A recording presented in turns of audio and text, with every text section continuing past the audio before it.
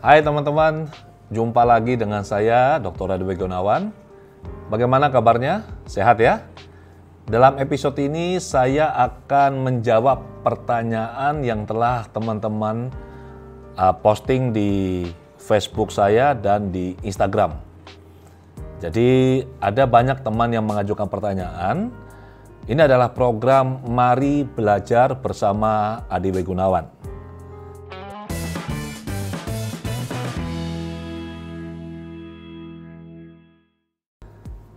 Teman-teman yang sudah posting, terima kasih. Dan saya tidak bisa menjawab semuanya. Saya pilih beberapa yang memang menarik dan relevan dengan bidang keilmuan saya. Yang pertama adalah yang ditanyakan oleh rekan Khalid.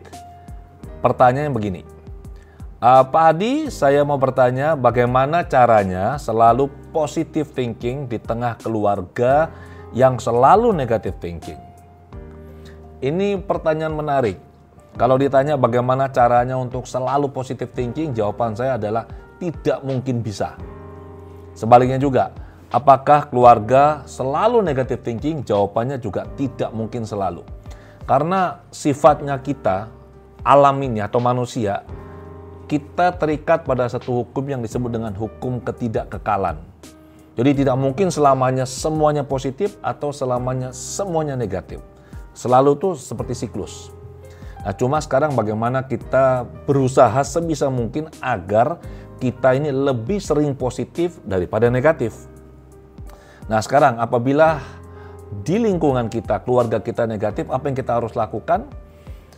Ini sebenarnya kuat-kuatan antara yang positif maupun yang negatif. Jadi saran saya adalah Anda perlu lebih banyak membaca, berpikir, dan merasakan emosi-emosi positif, vibrasi-vibrasi positif. Mengapa seperti ini? Karena pikiran positif, emosi positif, vibrasi positif ini akan bisa mempengaruhi orang-orang di sekitar Anda. Dan yang luar biasanya adalah tidak perlu satu berbanding satu. Kalau satu negatif harus diatasi dengan satu positif, tidak. Tergantung emosi apa yang sedang dirasakan. Kalau vibrasinya kita positif dan emosi kita adalah damai, optimis, bahagia, maka vibrasi positif ini, energinya bisa menetralisir sangat banyak orang-orang dengan vibrasi emosi yang negatif. Jadi pastikan Anda baca berita positif, kemudian dengar hal-hal yang baik, kemudian sebarkan hal-hal yang positif. Maka ini bisa menjadi sebuah perubahan yang sangat bagus dalam keluarga Anda. Berikutnya, pertanyaan dari rekan Yulianto Nugraha. Jadi, rekan ini bertanya, bagaimana caranya untuk kita tahu bahwa suatu belief ini sudah benar terinstal di bawah sadar kita? Rekan Yulianto ini sudah ikut QLT, Quantum Life Transformation, workshop yang saya selenggarakan rutin ya. Dan bagaimana sih caranya kita tahu bahwa sebuah belief itu benar sudah terinstal di bawah sadar kita? Jawabannya sebenarnya sangat mudah. Tapi saya memberikan sedikit penjelasan dulu mengenai belief. Belief ini apa sih sebenarnya? Belief ini tidak lain adalah sebuah ide, sebuah bentuk pikiran yang kita pikir benar dan yang kita rasa benar menurut kita. Saya ulangi ya, ini adalah sebuah ide atau bentuk pikiran yang kita pikir benar dan terutama yang kita rasa benar menurut kita. Kalau sudah dirasa benar, ya sudah, maka ini adalah kebenaran bagi kita. Dan belief ini masuk terutama saat kita sejak lahir sampai kira-kira usia 7 tahun. Belief ini berasal dari lingkungan, dari teman, dari keluarga, dari orang-orang yang kita pandang sebagai figur otoritas. Apapun yang mereka katakan pada kita saat itu, masuk ke bawah sadar kita, dan itu menjadi sesuatu yang kita percaya sebagai hal yang benar. Itu menjadi belief. Dan selanjutnya, belief ini mengendalikan hidup kita sampai seterusnya, sampai kita tua nanti, mendikte kinerja, perilaku, kebiasaan, cara berpikir, perasaan kita, bahkan prestasi hidup kita. Ini hanya bisa kita rubah apabila kita secara sadar mengidentifikasi belief yang tidak bermanfaat bagi kita. Dan yang kedua, kita menginstal belief baru. Di penjelasan saya di awal, saya menyatakan bahwa belief adalah ide yang kita rasa benar. Berarti ada perasaan, ada emosi bermain. Nah, kekuatan sebuah belief ini ditentukan oleh seberapa intens emosi yang menyertai dirinya dia. Semakin intens emosi yang lekat pada sebuah ide ini, maka semakin kuat dia. Semakin dia mencengkram diri kita. Nah, sekarang bagaimana kita melakukan pengujian, pengecekan apakah belief bermanfaat atau tidak? Sebenarnya teman-teman ya, belief ini adalah program pikiran dan sifatnya netral. Tidak baik, tidak buruk. Yang berbeda adalah impact, pengaruh dari belief ini terhadap hidup kita. Kalau pengaruhnya negatif, siapapun yang memberikan belief ini pada kita, seberapapun kita percaya belief ini benar, kalau ternyata pengaruhnya atau dampaknya negatif, pastikan kita mengganti ini dengan belief yang konstruktif, yang mendukung keberhasilan, kebahagiaan hidup kita. Dan sekarang, bagaimana caranya kita tahu bahwa belief ini sudah terinstal? Sebenarnya mudah sekali. Ingat, apabila sebuah belief sudah masuk ke dalam diri kita, sebuah program, dan kita merasa ini benar, maka perasaan kita nyaman. Tapi kalau ada sesuatu yang tidak sejalan dengan belief ini yang sudah ada di dalam, dan bertentangan dengan belief ini, yang muncul adalah perasaan tidak nyaman. Jadi begini, pikiran bawah sadar ini berkomunikasi dengan kita lewat salah satu, salah dua, salah tiga, dari 5 cara. Bisa semua, umumnya salah satu atau salah dua. Yang pertama adalah lewat perasaan. Ada perasaan nyaman atau tidak nyaman. Oke, emosi. Yang kedua adalah sensasi fisik. Fisiknya bisa enak atau tidak enak. Bisa misalkan ada yang tegang, kepala tiba-tiba pusing, atau hatinya nyaman. Yang ketiga adalah lewat suara. Jadi ada inner dialogue, suara di dalam kepala kita. Orang bilang suara hati. Itu sebenarnya adalah ego personality, bagian diri yang sedang berkomunikasi dengan kita.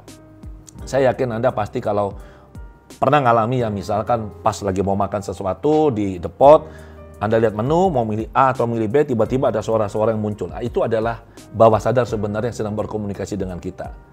Jadi yang pertama adalah apa? Perasaan, emosi. Nomor 2, sensasi fisik. Nomor 3 adalah apa? Suara. Yang keempat adalah lewat mimpi. Mimpi yang berulang-ulang dengan tema yang sama, ini adalah bentuk komunikasi dari bawah sadar ke diri kita, ke pikiran sadar. Dan yang kelima adalah intuisi. Jadi jelas ya, ada 5 cara. Nah, yang paling mudah adalah kita menggunakan 3 yang pertama, yaitu apa?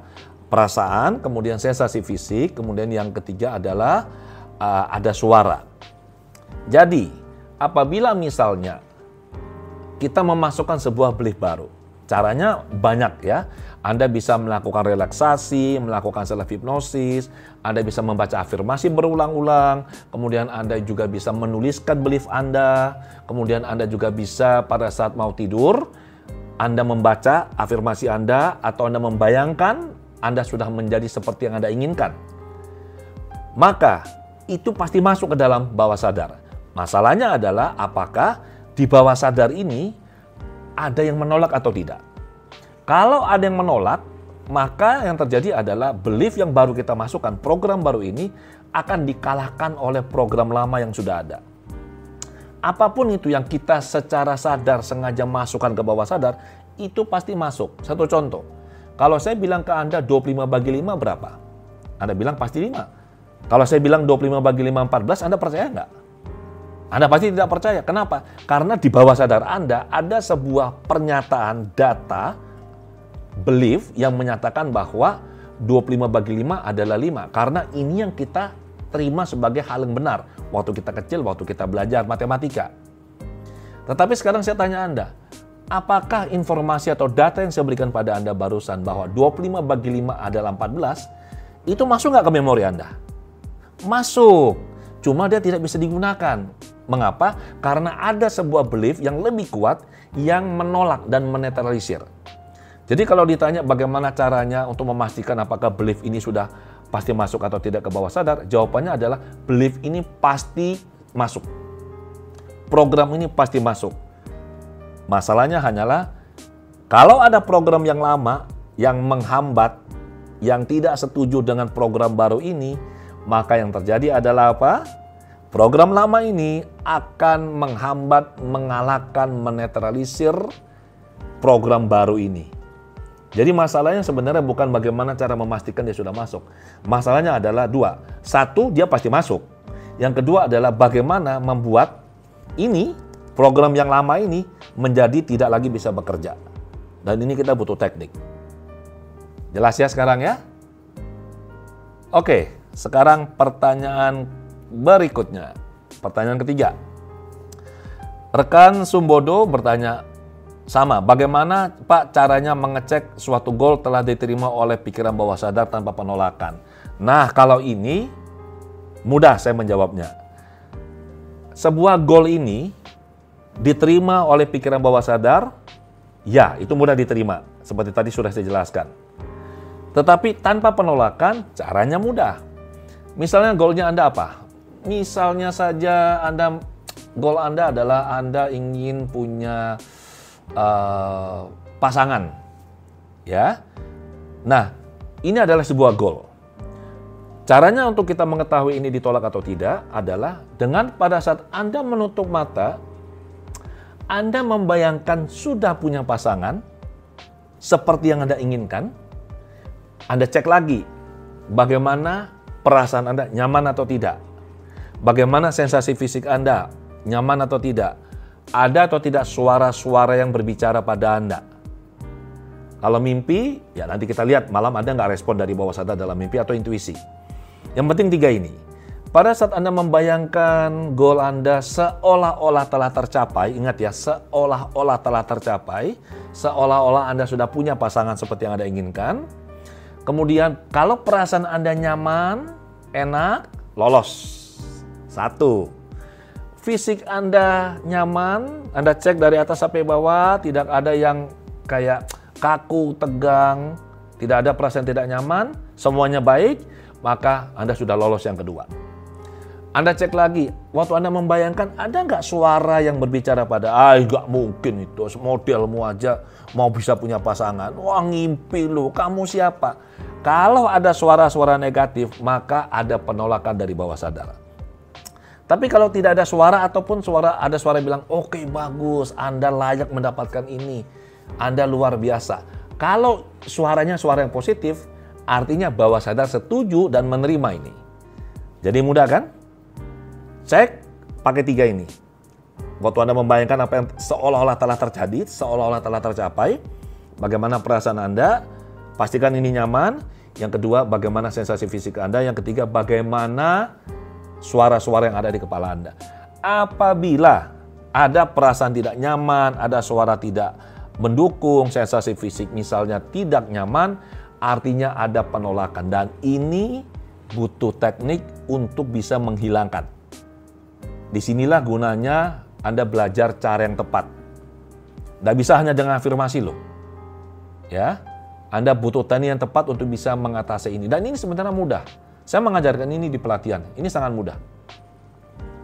Jelas? Oke, berikutnya. Rekan Reviandros Goceng.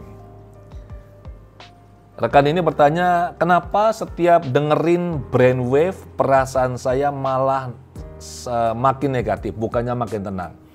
Ini saya perlu luruskan dulu. Dengerin brainwave ini, saya yakin pasti maksudnya adalah audio di mana ada dimasukkan atau diikutkan frekuensi-frekuensi tertentu. Itu mereka menamakan brainwave entrainment. Kalau arti brainwave itu sendiri adalah gelombang otak. Gelombang otak itu ada beta, alfa, theta, delta, gamma, kemudian ada lagi gelombang-gelombang yang lain lah. So, saya memahami ini sebagai rekan ini mendengar sebuah program audio di mana di situ ada frekuensi khusus yang dimasukkan ke dalamnya. Dan kenapa perasaannya malah semakin negatif? Jadi begini teman-teman. Frekuensi ini berpengaruh terhadap diri kita, termasuk otak kita. Biasanya pada audio dengan frekuensi-frekuensi khusus ya, itu mereka menggunakan binaural beat. Binaural itu artinya B2 Binaural artinya ada dua frekuensi yang berbeda. Kita punya dominan ya, 4 gelombang otak. Satu dari delta. Delta itu 0,1 sampai 4 Hz. Kemudian ada theta 4 sampai 8 Hz. Ada alpha 8 sampai 12 Hz. Dan beta, low beta 12 sampai kurang lebih sekitar 15. Nanti middle beta 15 sampai 20-an Hz. Nah, kalau kita mau relax, maka gelombang otak kita perlu turun, sehingga yang dominan adalah gelombang theta misalnya. Itu 4 sampai 8 Hz. Masalahnya adalah telinga kita manusia hanya bisa mendengar frekuensi dengan rentang dari 20 Hz sampai 20 kHz, 20.000 Hz. Jadi kalau dikasih dengar frekuensi yang langsung misalkan 8 Hz, telinga kita nggak bisa dengar. Maka mereka menggunakan binaural beat. Binaural beat ini artinya apa? Telinga kiri dan telinga kanan diberi frekuensi yang berbeda.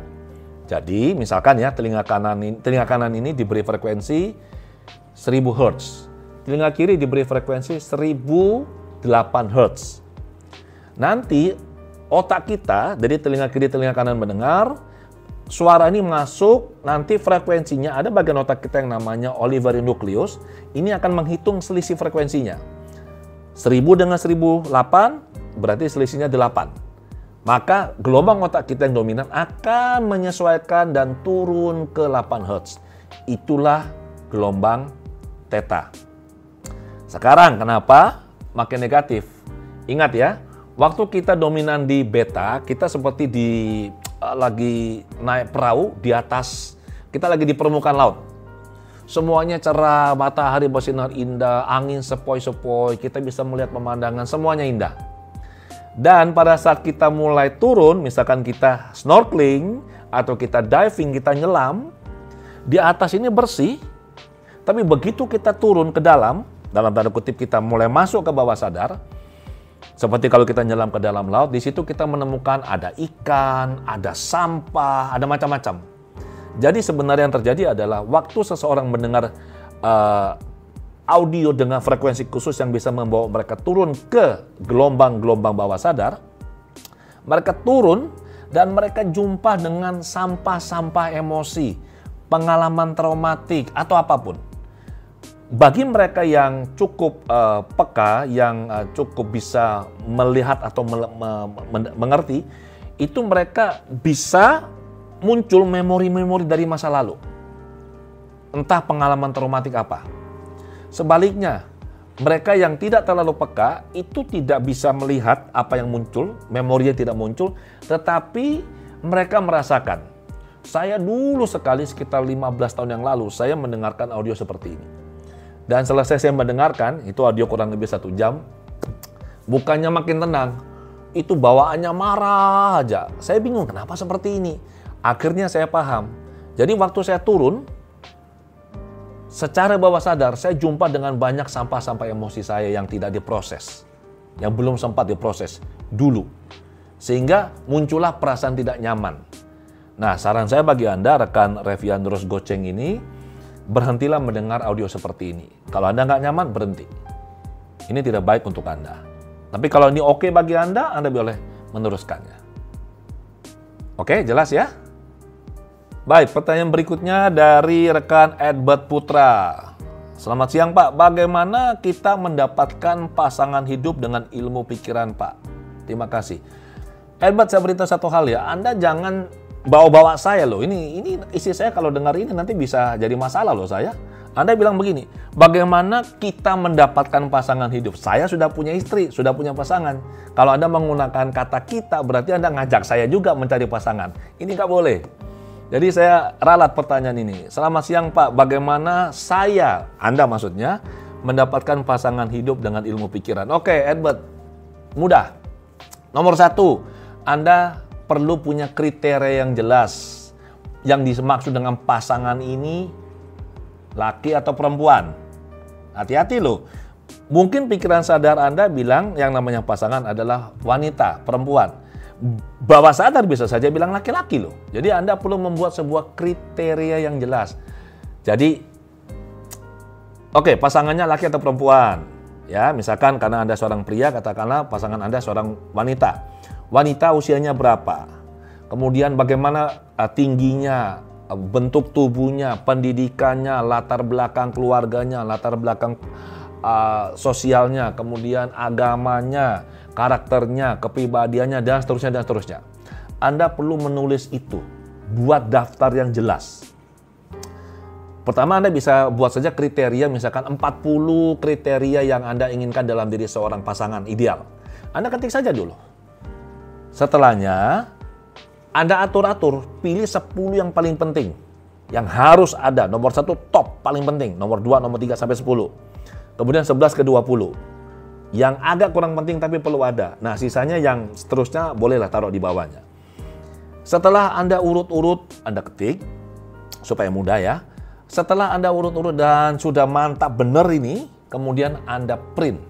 Setelah Anda print, yang perlu Anda lakukan adalah Anda perlu menuliskan kriteria ini dengan bolpen, nggak boleh pakai pensil ya, bolpen, Anda tulis tangan. Ingat, tulis tangan. Jadi Anda tulis kriteria wanita ideal yang menjadi, misalkan, istri saya.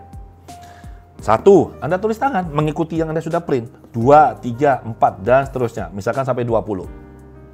Setelah Anda tulis, Anda lihat dan Anda baca. Anda baca. Oke, rasakan perasaan Anda seperti apa, enak atau tidak.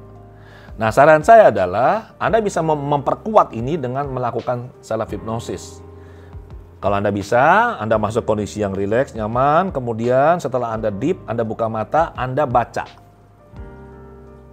kriteria ideal, wanita ideal Anda. Ini, resapi. Itu satu cara. Yang kedua adalah, setiap malam mau tidur, Anda bisa sambil sudah leyeh-leyeh, sudah ngantuk-ngantuk, Anda baca kriteria wanita ideal ini yang menjadi pasangan Anda. Kemudian Anda, pada saat Anda mau tidur, Anda tutup mata. Anda bayangkan pura-puranya Anda sudah punya wanita seperti ini dalam hidup Anda. Anda sudah jumpa dia. Jadi ini caranya. Dengan Anda melakukan ini rutin, maka vibrasi Anda, getaran pikiran bawah sadar Anda itu akan menyebar dan Anda akan dipertemukan dengan wanita seperti yang Anda idam-idamkan. Jelas? Kalau nanti sudah jumpa dan pada saat nanti nikah, ingat kirim tiket undangan buat saya komplit ya, tiket pesawat dan hotel. Saya akan datang. Pertanyaan berikutnya dari rekan Sahat Haloho. Pak Adi, bagaimana cara menulis impian yang benar? Oke, ini ada beberapa teman juga bertanya mengenai ini. Teman-teman, cara kita menulis impian adalah nomor 1, bahwa impian ini tidak boleh hanya satu aspek. Dalam hidup kita punya banyak aspek. Aspek spiritual, aspek bisnis, karir, aspek finansial, aspek pengembangan diri, aspek relasi, aspek materi, kemudian aspek liburan, ya, aspek sosial. Nah, saya menjelaskannya cukup detail di sini, di buku ini. Saya beri ringkasannya, ya. Anda yang belum baca, Anda bisa dapatkan buku ini dan Anda bisa baca. Yang pertama adalah kita punya 8 aspek ini. Kemudian teman-teman, Anda boleh tulis secara bebas di aspek spiritual apa saja yang Anda ingin capai. Ini boleh goal jangka pendek maupun goal jangka panjang, ya. Anda lakukan apa saja. Bagaimana dengan bisnis karir, bagaimana dengan materi, bagaimana finansial, dan seterusnya, dan seterusnya. Anda ketik dulu. Setelah itu, Anda cetak, Anda print. Baru kemudian Anda tulis tangan. Apa-apa yang Anda inginkan. Ini dream jangka pendek, jangka menengah, jangka panjang. Semuanya Anda tulis tangan, Anda simpan ini. Oke? Ingat, pikiran bawah sadar kita tidak bisa melihat terlalu jauh. Jadi kita perlu dari impian-impian ini, yang 8 aspek ini, pilih masing-masing dari impian ini yang ingin Anda capai maksimal 12 bulan ke depan. 12 bulan ya, jangan 2-3 tahun, jangan 5 tahun, karena pikiran bawah sadar fungsinya, sifatnya seperti anak kecil usia kurang lebih 8 tahun. Kalau kita bicara sama anak kecil, kita tidak akan bisa memberikan dia gambaran, oh besok-besok, nanti. Nggak bisa. Dia mau yang instan. Satu contoh, Kalau kita punya anak dan kita bilang, nak kamu belajarnya yang bagus, yang rajin, nanti kalau kamu nilaimu bagus, kamu bisa naik kelas, kamu nanti bisa masuk perguruan tinggi yang bagus atau sekolah yang bagus, kemudian nanti kamu akan jadi orang sukses. Anak tidak bisa melihat ini. Anak akan melihat apa? Bilang begini, nah kalau nilaimu ini, misalkan ya, minimal 85 hasil ujiannya, maka orang tua, papa, mama akan ajak kamu nonton yang dia suka. Kira-kira dia belajar nggak? Oh, dia akan belajar karena dia bisa melihat reward jangka pendeknya, hasilnya.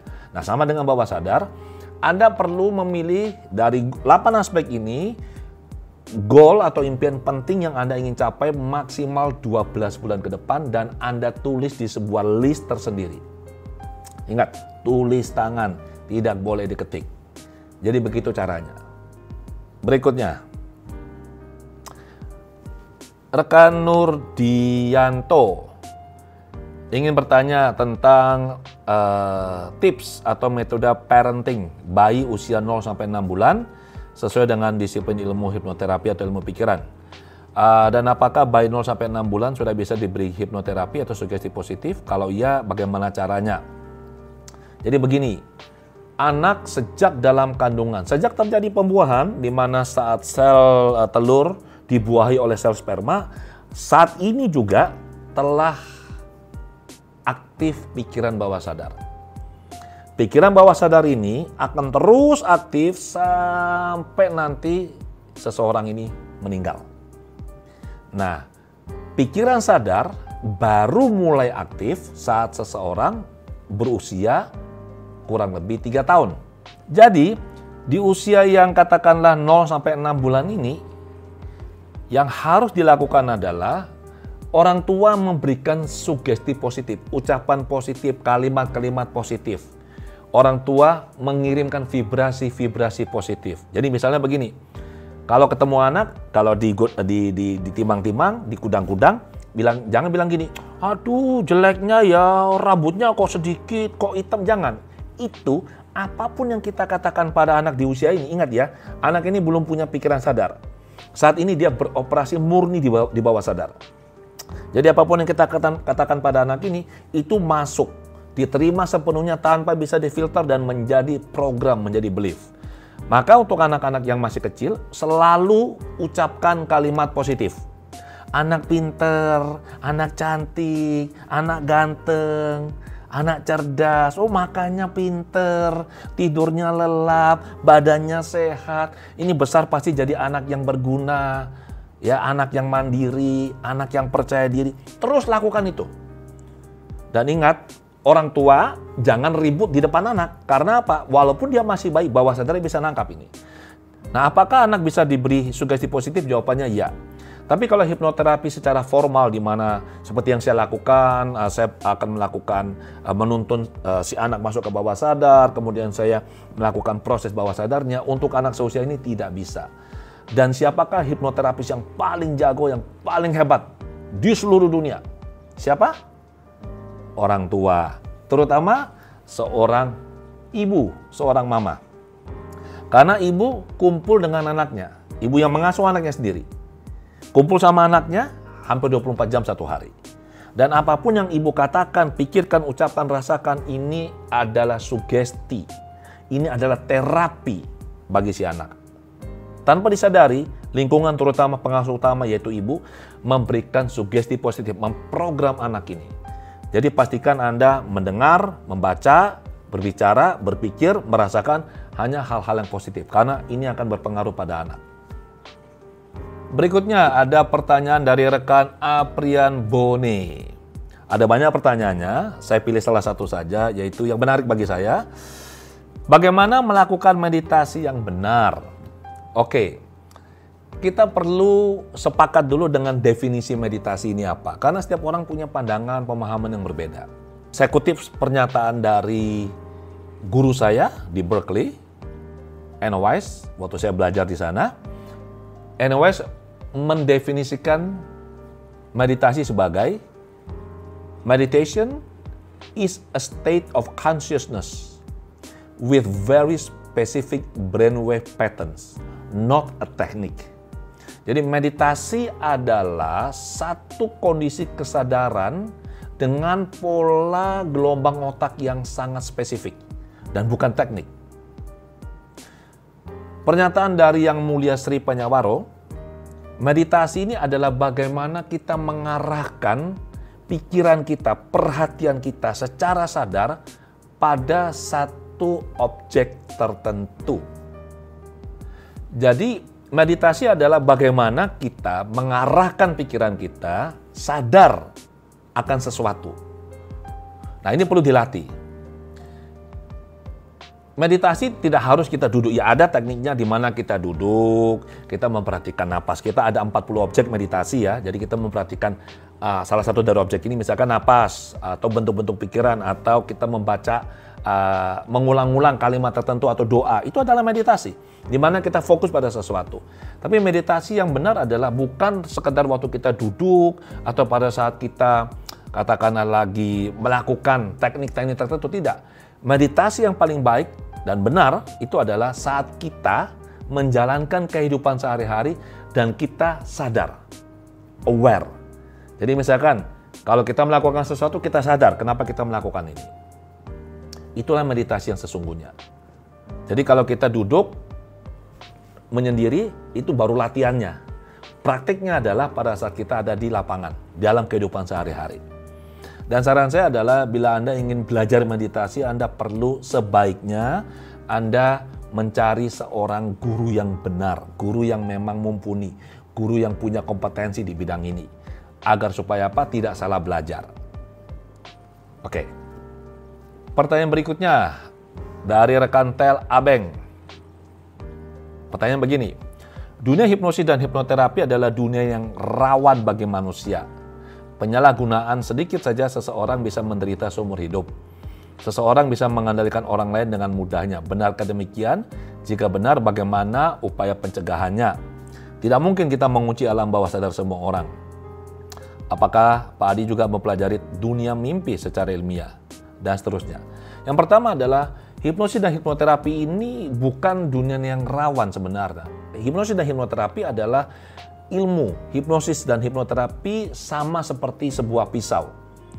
Pisau ini netral, bisa digunakan oleh siapa saja baik untuk hal yang baik atau hal yang buruk. Jadi kalau dibilang rawan, apapun bisa rawan. Nah sekarang tergantung siapa yang mempelajarinya dan dipakai untuk apa. Kebetulan saya belajar hipnoterapi, hipnosis dan hipnoterapi, ini saya gunakan untuk membantu orang mengatasi masalah mereka, untuk bisa bertumbuh dan berkembang menjadi orang yang jauh lebih baik. Ini yang saya lakukan. Benar dinyatakan bahwa apabila kita salah menggunakan ilmu hipnosis atau hipnoterapi ini, khususnya dalam proses terapi, itu kita bisa mempengaruhi orang secara negatif dan itu bisa mempengaruhi mereka seumur hidup. Ini benar. Itu sebabnya mengapa bila Anda butuh bantuan hipnoterapis, saran saya adalah Anda perlu mencari hipnoterapis yang benar-benar kompeten, belajarnya jelas, kemudian punya kompetensi yang tinggi, tidak asal-asalan. Di Indonesia banyak teman-teman saya praktisi hipnoterapis yang bagus, jadi saran saya adalah Anda perlu mempelajari latar belakang pendidikannya dia, kemudian kredibilitasnya dia, apa yang dia tulis di websitenya dia, di Facebooknya dia, supaya Anda mendapat jelas.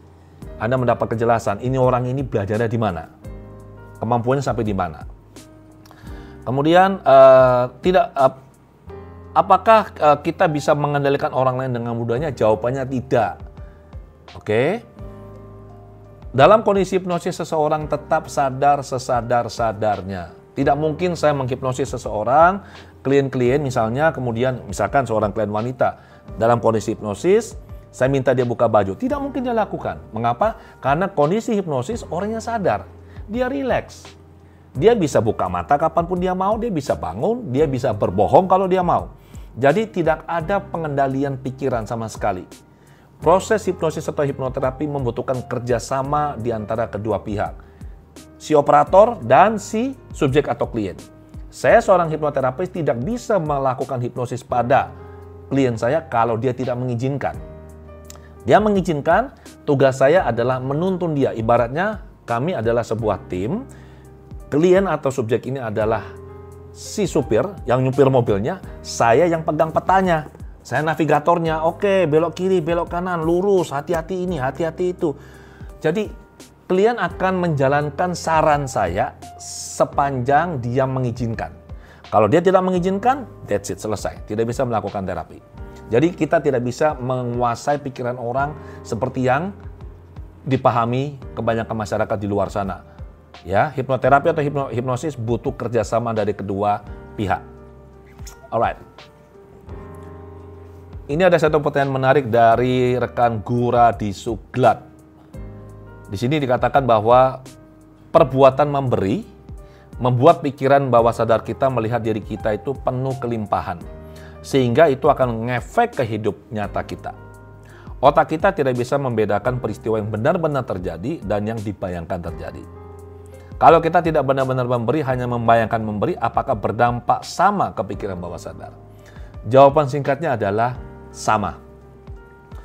Saya mau luruskan dulu ya, bahwa sebagai hipnoterapis saya tidak pernah menggunakan istilah bahwa otak tidak bisa membedakan peristiwa yang benar-benar terjadi atau yang dibayangkan. Saya menggunakan istilah pikiran sadar dan pikiran bawah sadar. Pikiran sadar bisa dan tahu apakah ini sesuatu yang hanya berdasarkan imajinasi kita atau sesuatu yang benar-benar kita lakukan. Ya, pikiran bawah sadar tidak bisa membedakan. Pikiran bawah sadar tidak bisa membedakan fakta, imajinasi, virtual, mimpi, simbol. Nggak bisa. Bawah sadar menerima semua sebagai hal yang sama. Nah, untuk kita bisa memberikan dampak maksimal dari tindakan pura-pura memberi ini, maka kita harus melakukan hal yang namanya revivifikasi atau vivifikasi, bukan sekedar membayangkan. Kalau kita hanya membayangkan, berarti kita melakukannya disosiasi. Saya melihat saya sedang melakukan atau memberi sesuatu pada orang lain. Ini efeknya tidak kuat. Mengapa? Bawah sadar ini yang dibutuhkan adalah tidak hanya gambar, tetapi rasa. Kita butuh bisa merasakan emosi positif saat kita melakukan tindakan ini. Jadi kalau kita hanya membayangkan, efeknya kurang.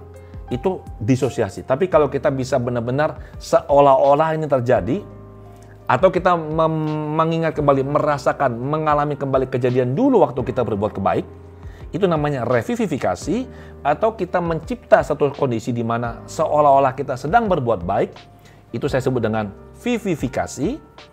Itu asosiasi situasinya.